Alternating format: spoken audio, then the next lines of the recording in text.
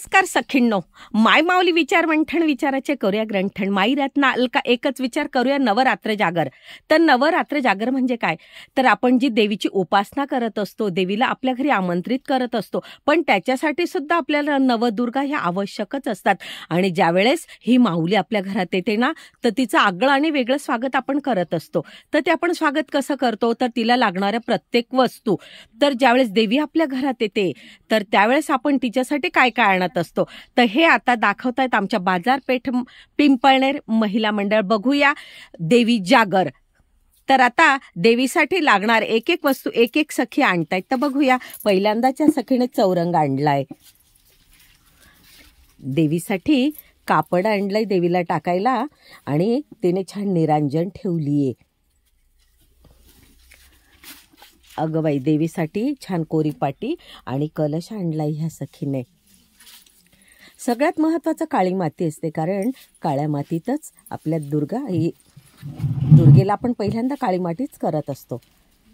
माता आली, पण तिची ओटी सुद्धा भरावी लागते, तर ओटीचं साहित्य सुद्धा आलंय. देवीचं सजावट आपण हार आणि गजऱ्यांनी करत असतो, तर हार गजरे पण आलेत. झेंडूच्या फुलांचं सर्वात महत्त्व, तर झेंडूची माळ पण आली. आता देवीला तोरण तर आवश्यकच असतं, तर तिला तोरण पण आलंय. तिची घेतली हळदी आणि कुंकू. तर आपल्याला काय असतं, तर सगळ्यात महत्त्वाचं आपण तिची पूजा करत असतो, आणि त्या पूजा करतानाच हळदी आणि कुंकू ह्या सखीने आणलंय. देवीच्या याला चुड्याचं जास्त महत्त्व असतं, तर तिच्यासाठी चुडा पण आलाय. 16 अलंकार, देवीचे 16 अलंकार बघा, तिला संपूर्ण अलंकार आणलेत, मंगळसूत्रापासनं तर काजळाच्या टिकलीपर्यंत आणलंय. माऊली दारात आली की आपण पहिल्यांदा तिला साडी चोळीचा आहेर करत असतो, आणि हा साडी चोळीचा आहेर पण माऊलीला आलाय.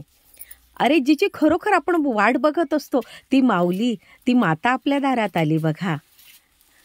बोला सोळा कुलस्वामिनी माताये की जय.